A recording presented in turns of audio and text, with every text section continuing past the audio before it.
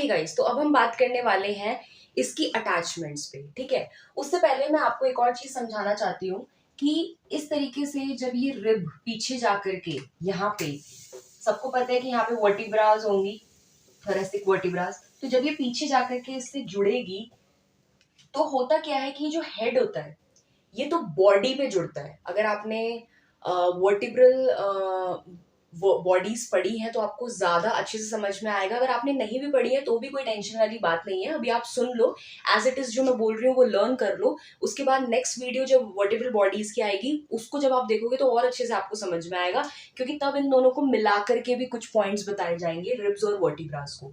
तो बस आप इतना ध्यान में रखो कि जब ये रिब पीछे जाकर के ये जो इसका हेड होता है, तो ये जो हेड होता है, अभी मैं छोटे बड़े दोनों की बात कर रही हूँ, हेड जो होता है वो वर्टिब्रा की बॉडी से जाकर के अटैच होता है।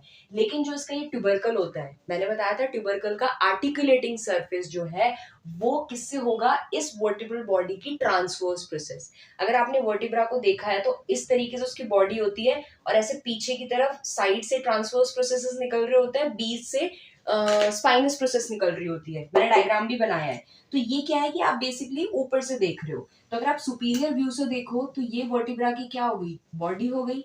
ये जो दो साइड में लेटरली निकल रहे हैं वो ट्रांसवर्स प्रोसेस हो गया, और बीच में होती है आपकी स्पाइनस प्रोसेस। तो होता क्या है कि जब ये पीछे, ये जो ब्लैक वाली है ये मैंने रिब बनाई है, तो जब ये पीछे इस तरीके से जाकर के वर्टिब्रल बॉडीज में जुड़ती है, या तो हेड जो होता है वो तो वर्टिब्रल बॉडी के साथ ज्वाइंट बनाता है, लेकिन इसका ये जो ट्यूबरकल का आर्टिकुलेटिंग सरफेस है ये वर्टिब्रल बॉडी की ट्रांसवर्स प्रोसेस के साथ ज्वाइंट बनाता है। यहाँ पे ये इतना दूर नहीं होता, लेकिन मैंने आपको बेटर अंडरस्टैंडिंग के लिए थोड़ा दूर दिखाया है। ये इसके पास ही चिपका हुआ होता है, तभी तो ज्वाइंट बनेगा ना। कहने का मतलब ये है कि रिब का पीछे की साइड हमें पता है कि हेड, नेक एंड ट्यूबरकल हमें मिलता है। उसमें से भी जो हेड है वो तो वर्टिब्रल बॉडी के साथ आर्टिकुलेट कर रहा है, लेकिन उसका जो ट्यूबरकल है, ट्यूबरकल का भी आर्टिकुलेटिंग सरफेस वो उस वर्टिब्रा की ट्रांसवर्स प्रोसेस के साथ ज्वाइन कर रहा है।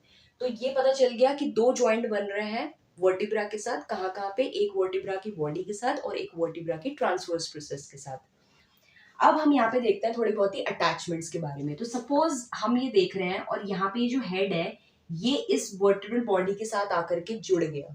ठीक है, अब ये इसके साथ आकर के जुड़ गया, तो यहाँ पे आप खुद देखो ये रिब है, रिब के लिए हम क्या वर्ड यूज करते हैं, कॉस्टो, और ये हमारी वर्टिब्रल बॉडी है तो इसका हमने वर्ड ले लिया वर्टिब्रा। तो यहाँ पे जो ज्वाइंट बन रहा है उसका नामकरण हम क्या करेंगे, कॉस्टो वर्टिब्रल ज्वाइंट, कॉस्टो वर्टिब्रल ज्वाइंट। कितना इजी था। ठीक है, उसके बाद यहाँ पे अगेन ये रिब है तो हम तो कॉस्टो ही लिखेंगे, और ये ट्रांसवर्स प्रोसेस है तो इसका हमने नामकरण कर दिया कॉस्टो ट्रांसवर्स ज्वाइंट, कॉस्टो ट्रांसवर्स ज्वाइंट। ठीक है, तो दो ज्वाइंट यहाँ पे बन रहा है वो हमने देख लिया। ठीक है, डिटेल वाला हम वर्टिब्रल वाली उसमें देखेंगे वीडियो में कि कौन सा फेसेट किसके साथ मिल रहा है, छोटा किसके साथ मिल रहा है, बड़ा किसके साथ मिल रहा है। बट अभी के लिए इतना पता होना चाहिए कि रिब जो है वो वर्टिब्रल बॉडी से जुड़ रही है, दो जगह पे जुड़ रही है और दो ज्वाइंट्स बना दे रही है। ठीक है, नाम बहुत ईजी है। इसके बाद हम इसकी अगर अटैचमेंट्स देखें तो सबसे पहले क्या होता है, जब ये इससे इस तरीके से जुड़ जाता है तो आगे की तरफ हमें यहाँ पे और इधर की साइड से भी हमें मिलता है रेडिएट लिगामेंट। बुक में अगर आप देखेंगे तो सारे नाम लिखे हैं, रेडिएट लिगामेंट। तो यहाँ पे हमारा जो एक चीज हो गया वो हो गया रेडिएट लिगामेंट, और आगे की तरफ इन दोनों के बीच में हमारा होगा intra articular ligament. Inter articular ligament जो है वो हमारा इनके बीच में होगा। तो आगे की तरफ हमारी यही अटैचमेंट है। उसके बाद यहाँ की अटैचमेंट्स की अगर हम बात करें तो जो इसका नाम है वो ही इसका लिगामेंट है, यानी कि कॉस्टो ट्रांसवर्स ज्वाइंट बन रहा है ना, तो हम कॉस्टो ट्रांसवर्स लिगामेंट कर देंगे। जो इसके ऊपर की तरफ होगा वो सुपीरियर कॉस्टो ट्रांसवर्स लिगामेंट, जो इसके नीचे की तरफ होगा वो इंफीरियर कॉस्टो ट्रांसवर्स लिगामेंट, एंड जो इसमें ऐसे लैटरली बन रहा होगा उसका नाम है लैटरल कॉस्टो ट्रांसवर्स लिगामेंट। बाकी आपको पता ही है कि बॉडी के आगे एंटीरियर लॉन्गिट्यूडिनल लिगामेंट रहता है, बॉडी के जस्ट पीछे पोस्टीरियर लॉन्गिट्यूडनल लिगामेंट रहता है ये। इसके बाद इनमें कुछ मसल्स की भी अटैचमेंट है, वो आप बुक में देख सकते हो, ठीक है। 2-3 मसल्स के भी आपने नाम याद रख लिए, इट्स इनफ, ठीक है। तो ये आपका था पूरा कि क्या क्या अटैचमेंट्स हैं और क्या क्या मेन लिगामेंट्स हैं। इस वाले डायग्राम को आप डेफिनेटली लर्न करेंगे, इस वाले को भी लर्न करेंगे, ठीक है। मतलब इसके सारे डायग्राम्स जो है वो बहुत ज्यादा इंपॉर्टेंट है। ऑल्सो गाइज एक पॉइंट कवर करना रह गया था कि ये जो होता है ना, इसके बॉर्डर्स भी होते हैं। तो एक आपका सुपीरियर बॉर्डर होता है, एक आपका इंफीरियर बॉर्डर होता है। तो जब वाइवा में आपको डिटर्मिनेशन भी करनी होती है रिब्स की, तो उससे भी आप देख सकते हो कि सुपीरियर वाला बॉर्डर ना बहुत राउंडेड रहता है, राउंड सा होगा। लेकिन जो इंफीरियर बॉर्डर रहता है, इंफीरियर बॉर्डर आपको बहुत ज्यादा शार्प दिखेगा एंड वहां पे आपको एक कॉस्टल ग्रूव भी दिखेगी। इंफीरियर बॉर्डर में यहाँ पे आपको एक कॉस्टल ग्रूव भी दिखेगी। उसी कॉस्टल ग्रूव से आपकी सारी जो वेसल्स हैं, यानी कि जो नर्व्स हैं, जो आर्टरीज है, जो वेन्स हैं, वो सब पास होती है, ठीक है। तो ये कॉस्टल ग्रूव का बहुत ज्यादा महत्व है। ये अभी हम आगे पढ़ेंगे कि फर्स्ट रिब में ये होता ही नहीं है, ठीक है। तो इस तरीके से ये ध्यान रखना कि upper border is rounded and lower border is very sharp, and lower border जो है, जो इंफीरियर बॉर्डर है, basically it is marked by the costal groove. यानी कि आपको यहाँ पे क्या देखने के लिए मिलेगी, कॉस्टल ग्रूव देखने के लिए मिलेगी, जिसमें कि आपके वेसल्स होंगे, आर्टरीज होंगी, नर्व्स, ये सब होगी, जिसको आपको पता ही है कि हम वैन के नाम से निमोनिक है, हम लर्न करते हैं। वी से वेसल, ए से artery, sorry when, artery and nerve. तो ये हमेशा इसी डायरेक्शन में रहेगा, वेन फिर आर्टरी फिर नर्व, ठीक है। अब हम देखते हैं जो हमारी एटिपिकल वाली थी, यानी कि जिनमें थोड़ा बहुत डिफरेंसेस हैं। ये वाला जो अभी हमने पढ़ा, ये तो सारी टिपिकल पे अप्लाई हो जाएगा, चाहे वो 3 हो, चाहे 4 हो, चाहे 5 हो, चाहे 6 हो, कोई भी हो। लेकिन अब जो टिपिकल एटिपिकल वाली है, यानी कि जिनमें कुछ ना कुछ डिफरेंस है, अब वो हम देखते हैं, ठीक है। तो अब हम बात करेंगे एटिपिकल रिब्स की, यानी कि जिसमें थोड़ा बहुत डिफरेंसेस है। तो सबसे पहले हम फर्स्ट रिब की बात करेंगे। तो पीडी चौरसिया में ये डायग्राम दिया गया है, इसको एज इट इज आपको याद करना है, थ्योरी आपको याद नहीं करनी है। जैसे ही आपने ये डायग्राम को लर्न किया, थ्योरी अपने आप हो जाएगी। मैं आपको बताती हूँ कैसे। अब देखो क्या है, आपने जैसे ये डायग्राम बनाया जो कि आपका ये फर्स्ट रिब का है, ठीक है, ये आपका फर्स्ट रिब का है। तो सबसे पहले आपने ये बना दिया, ये आगे की तरफ है, ये पीछे का तरफ है। तो ये जो आगे वाला तरफ है, लेबलिंग स्टार्ट करेंगे, ये आपका कॉस्टल कार्टिलेज। आगे की तरफ आपको पता है कि हमेशा क्या होगा, कॉस्टल कार्टिलेज होगा, ठीक है।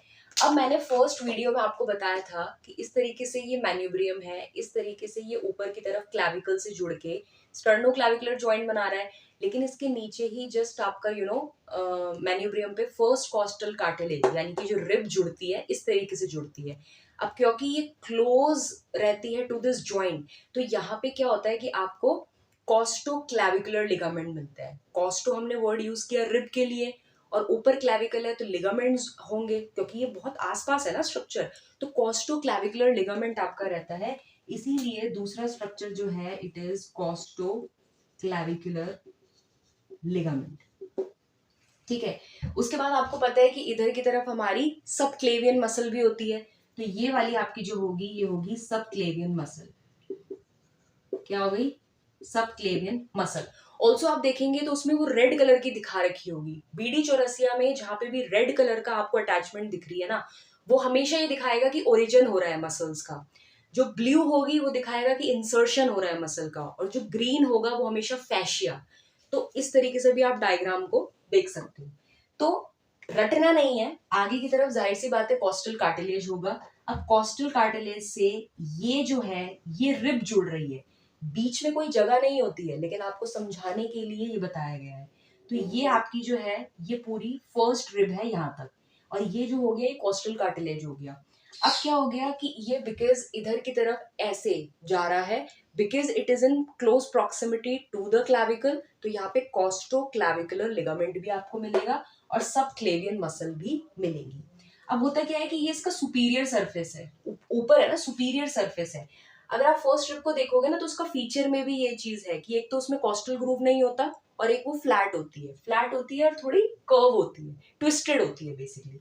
तो अब इसमें क्या होता है कि सुपीरियर सरफेस पे आपको 2 ट्यूबरकल देखने के लिए मिलते हैं। एक आपको यहाँ पे देखने के लिए मिलेगा tubercle, sorry this is the tubercle बीच में, और ये 2 ग्रूव देखने के लिए मिलते हैं। तो superior surface of the rib पे आपको 2 ग्रूव देखने के लिए मिलते हैं और उन 2 ग्रूव के बीच में एक रिज या ट्यूबरकल देखने के लिए मिलता है।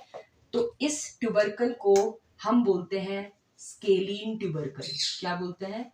Scalene tubercle. और इन ग्रूव को, ये जो ग्रूव होती है, this is groove for subclavian vein. हमने याद किया था ना वैन, तो ये वेन के लिए है और ये आर्टरी के लिए। Groove for subclavian artery. ठीक है, कितना इजी है। आगे की तरफ कॉस्टल कार्टिलेज है, आगे की तरफ सबक्लेवियस मसल है, ऊपर कॉस्टोक्लैविकुलर लिगामेंट भी है। फिर जैसे ही हम इसके सुपीरियर सरफेस पे आएंगे 2 ग्रूव हमें देखने के लिए मिलेगी, बीच में ट्यूबरकल देखने के लिए मिलेगा।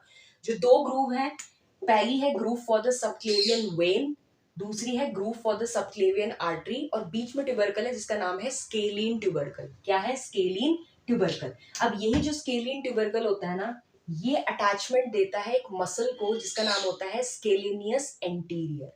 क्या होता है? स्केलिनी एंटीरियर मसल।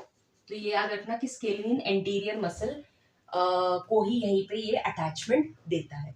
अब थोड़ा और आगे जाएंगे तो यहाँ पे 2 आपको और मिल जाएगी। तो ये जो ब्लू वाली है, ये स्केलिन एंटीरियर हो गया, तो ये हो गया स्केलिन मीडियस। फर्स्ट वाली में स्केलिन एंटीरियर है और मीडियस है, लेकिन जो स्केलिन पोस्टीरियर है वो आपकी सेकंड रिब से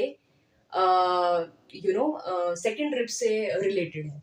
तो यहाँ पे इंसर्शन हो रहा है दोनों का, इसीलिए दोनों के ब्लू बने हैं, दोनों का इंसर्शन हो रहा है। तो आगे की तरफ है तो स्केलिन एंटीरियर और जो पीछे की तरफ है वो स्केलिन मीडियस। और जो ये ब्लैक वाली है, जो कि एक्चुअल में ब्लैक नहीं है, वो रेड है, तो यहाँ पे किसका ओरिजिन हो रहा है? बताओ। Serratus anterior. ठीक है, सेरेटस एंटीरियर। इतना खत्म हो गया। मैंने कहीं कोई किताब नहीं खोली है, कुछ नहीं खोली है, सिर्फ डायग्राम लर्न किया है। पूरी थ्योरी में लिख सकती हूँ आगे क्या है, सुपीरियर क्या है, सुपीरियर में क्या है, ये सब। अब यहाँ पे क्या होता है कि ये जो निकल रहा है ये क्या होगा? रिब का। मैंने बताया था पोस्टीरियर साइड पे क्या होता है? Head, neck and tubercle. तो ये आपका हेड हो गया, ये पतला सा नेक हो गया, और ये मोटा सा जो निकल रहा है ये ट्यूबरकल हो गया। तो ये जो आपका है ये ट्यूबरकल है, ये जो आपका है ये हेड है, बीच में जो है ये नेक है। सिंपल, हमें पता है ये एंटीरियर सरफेस है, ये पोस्टीरियर सरफेस है। अब होता क्या है कि मैं यहाँ पे थोड़ा सा इसको रब कर रही हूँ। अब यहाँ पे आपको देख सकते हैं कि यहाँ पे 3 डॉट हैं, तो आपको यहाँ पे लिख देना है वैन और उसके आगे लगा देना है चेन। निमोनिक टेक्निक दी गई है बुक में कि chain is pulling the van. Chain जो है वो पुल कर रही है, खींच रही है वैन को। ठीक है, तो चेन से यहाँ पे हो गया सिंपैथेटिक चेन, यानी कि जो फर्स्ट वाला हेड के पास है ये है सिंपैथेटिक चेन। फिर आपका यहाँ पे हो गया वेन। कौन सी वेन होगी? Posterior intercostal when. फिर आपका यहाँ पे हो गया आर्टरी जिसका नाम है सुपीरियर इंटरकॉस्टल आर्टरी। और यहाँ पे ये जो इतना बड़ा आपको दिख रहा है ना, ये आपका लोअर ट्रंक है, किसका? ब्रेकियल प्लेक्सस का। तो विद दिस ये सारा का सारा हमारा है फर्स्ट रिब। फर्स्ट रिब की अगर हम पिक्युलैरिटीज की बात करते हैं तो एक तो बहुत छोटी होती है, क्योंकि जो बड़ी वाली होती है उसको तो यहाँ से ओरिजिन करके बिल्कुल पीछे तक जाना है, तो वो तो बड़ी होंगी ना, लेकिन ये तो यहाँ से जस्ट पीछे अटैच हो गई। तो ये एज कंपेयर्ड औरों की क्या होती है? शॉर्ट होती है, शॉर्ट होती है, ब्रॉड होती है। इसमें क्या होता है? कोई कॉस्टल ग्रूव नहीं होता। तो it is short, broad and it has no costal groove, यानी कि इसका कोई भी कॉस्टल ग्रूव नहीं होता। ये इसी तरीके से आगे की तरफ ही जा रही होती है, कोई ग्रूव नहीं है कि जिससे ये पास हो रही है। लेकिन बाकी जो नीचे वाली है उन सब में ग्रूव होता है जिससे ये जो ये पूरा वैन है ये पास होता है। तो अगर आपको वाइवा में फर्स्ट रिब मिल गई तो उसको आपको इसी तरीके से पहचानना है कि भाई छोटी सी है, ब्रॉड सी है, इंफीरियर सरफेस पे, इंफीरियर बॉर्डर पे इसका कोई कॉस्टल ग्रूव ही नहीं है। आगे का सरफेस जो है वो थोड़ा मोटा है, देख सकते हो आप डायग्राम में। पीछे का जो है वो बहुत पतला सा है। और सबसे बड़ा इसका जो की पॉइंट है वो यही है कि इसके सुपीरियर सरफेस पे आपको 2 ग्रूव मिलेंगे जिसके बीच में एक ट्यूबरकल होगा, और वही ट्यूबरकल आपका स्केलीन एंटीरियर मसल को इंसर्शन प्रोवाइड करेगा। तो विद दिस हमने एटिपिकल यानी कि जो फर्स्ट रिब थी वो अपनी कवर कर ली है। अब इसी तरीके से हमारी सेकंड रिब होती है। अब सेकंड रिब में क्या होता है कि वो एज कंपेयर्ड इसके ट्वाइस उसकी लेंथ होती है, यानी कि इससे वो बड़ी होती है। और उसमें बस दो ही फीचर्स आपको याद रखना है। एक कि उसका जो सरफेस होता है, ऊपर का सरफेस होता है, जैसे यहाँ पे दो ग्रूव और बीच में ट्यूबरकल था, वैसी सेकंड वाली रिब के ऊपर वाले सरफेस पे थोड़ा रफ होता है, और वो किसको अटैचमेंट देता है, सेरेटस एंटीरियर मसल को, ठीक है। एंड उसका जो अपर बॉर्डर होता है, अपर बॉर्डर पे हमारी स्केलिंग पोस्टीरियर जुड़ती है, क्योंकि स्केलिंग एंटीरियर और मीडियन तो दोनों फर्स्ट में हो गई, पोस्टीरियर वाली जो है वो सेकंड रिब से कांटेक्ट में रहती है, मतलब वो वहां से उसका अटैचमेंट है। तो ये, अब हम बात करते हैं 10th रिब की। तो 10th रिब की ये स्पेशलिटी होती है कि वो बिल्कुल टिपिकल के जैसा ही दिखता है, लेकिन एक चीज जो उसको उनसे अलग बनाती है वो ये होती है कि जो उसका हेड होता है, मैंने हेड में आपको बताया था ना, हेड में टेडी बियर बनता है, यानी कि ऊपर का सुपीरियर सरफेस का जो फेसेट होता है वो छोटा होता है, नीचे का बड़ा होता है। तो अब हमारे 10th रिब में क्या होता है कि उसकी ये खास बात है कि उसमें एक ही फेसेट होता है, यानी कि दोनों नहीं होंगे, केवल एक ही होगा। उसके बाद है हमारी 11th और 12th। तो 11th और 12th का तो पिक्यूलैरिटी ही यही है कि वो पॉइंटेड होती हैं, दे आर फ्री, और वो केवल पीछे वर्टिब्रा जो होती है थोरैसिक, उसी से जुड़ी है, आगे वो किसी से नहीं जुड़ी होती। So they are free, they are pointed. तो उसी को देख के आप बिल्कुल समझ सकते हो, वो बिल्कुल इस तरीके से रहेंगी, इस तरीके से रहती है, तो आप समझ जाओगे कि भाई ये 11th है और 12th है। इनकी भी कुछ मसल्स अटैचमेंट्स होती हैं, तो वो आप डायग्राम में देख सकते हो। But so with this I am done with my rib video. अब नेक्स्ट वीडियो जो आएगी वो वर्टिब्रल कॉलम्स पे आएगी। बाकी आपका कोई भी क्वेश्चन होगा तो आप ड्रॉप कर सकते हैं कमेंट सेक्शन में। And till then bye and take care.